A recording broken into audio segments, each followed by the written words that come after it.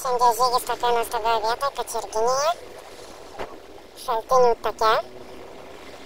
Kol kas labai ramu, nes dar nedaug kas atvažiavę, bet tokio gražioje vietoje susitinkam. Yra keli mūsų bičiuliai. Atvykę tenais ir tenais jau sveikinasi vienais su kitais ir eisim į tą pušyną.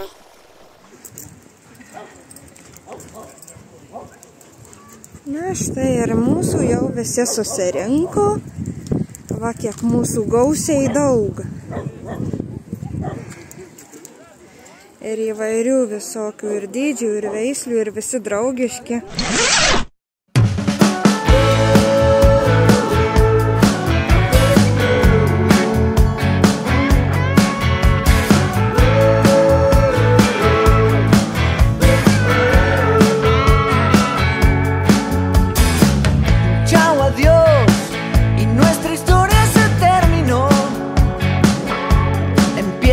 Por el final, ahí bien cerquita del apagón,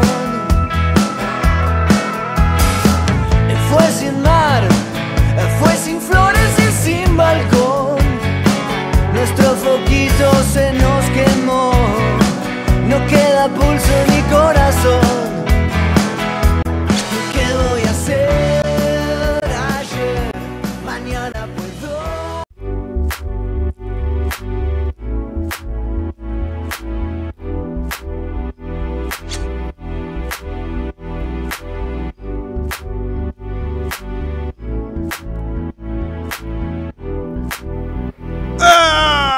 Šaltinių takas Kačerginėje. Gamtos stebuklas.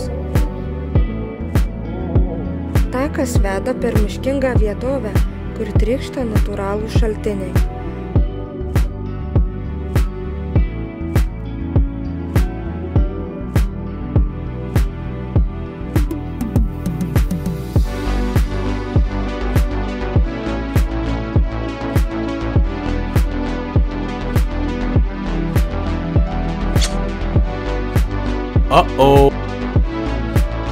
Vanduo čia labai švarus, dažnai net geriamos kokybės. Žmonės tikėjo, kad kai kurie šaltiniai siejami su stebuklingomis galiomis. Žmonės tikėjo, kad jų vanduo gydo ligas ir suteikia jėgų. Archeologiniai radiniai buvo rasti įvairūs radiniai, nuo keramikos šukių, geležinių įrankių iki segių ar net ginklų dalių. Pyplių piliakalnio pietinėje, rytinėje ir šiaurinėse papėdėse 1,5 hektaro plote yra 1 tūkstantmečio pabaigos, 2 tūkstantmečio pradžios papėdės gyvenvietė, kuri tyrinėta 1993 metais, kur 10 cm storio kultūrinėme sluoksnyje rastas židinys, žalvarinė apyrankė, brūkšniuotos, gruoblėtos, lygios ir žiestos keramikos. Tačiau tai, ką mes matome šiandien, atrodo plikas piliakalnis ir niekas čia negyveno. Taip atrodo todėl, kad viskas buvo statyta iš medžio, o medis per tiek amžių suiręs.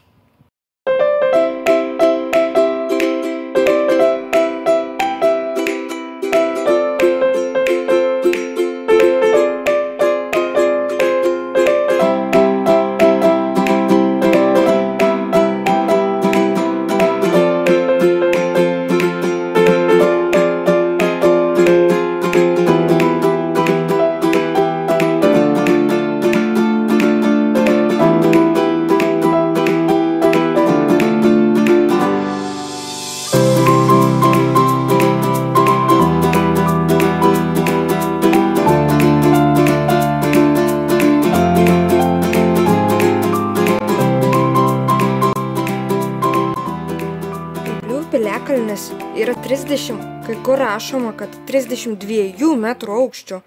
Manoma, kad Pyplių piliakalnis buvo naudojamas nuo 1 tūkstantmečio pradžios. Tai galėjo būti viena iš gyvybinių pilių, saugojusių Nemuno pakrantę nuo priešų įsiveržimų. Strateginė vieta. Piliakalnis yra ant aukštos Nemuno pakrantės atodangos, iš kurios atsiveria puikus vaizdas į slėnį. Labai patogi vieta stebėti priešo judėjimą. Piliakalnis buvo natūralus gamtos kalnas, apkastas žmonių ir apstatytas, naudojamas gynybai. Klausimas, nuo ko gynėsi 1 tūkstantmečio lietuviai? Ogi nuo savo priešų. Kokie tie priešai? Na, kaip ir dabar, ne visi kaimynai taikiai sugyvena. Tai nuo seno piliakalniai buvo skirti gintis nuo kaimynų, žemaičių, aukštaičių, jotvingių, sūduvių ir kitų. Taip pat gintis reikėjo ir nuo vikingų, kurie galėjo pasiekti Nemuno pakrantę, ypač 8–11 amžiuje, nes upėmis keliaudavo giliai į sausumą. Nenorėčiau gyventi tais laikais. Legendos. Vietiniai pasakoja, kad piliakalnio viduje esą yra paslėptas lobis, saugomas milžinų arba slibino. Tokios legendos būdingos daugeliu Lietuvos piliakalnių. Gardėsiais visi apdalinti, kas išvažiavo namo, kas dar lieka pokalbiams, prie kavos, prie desertų.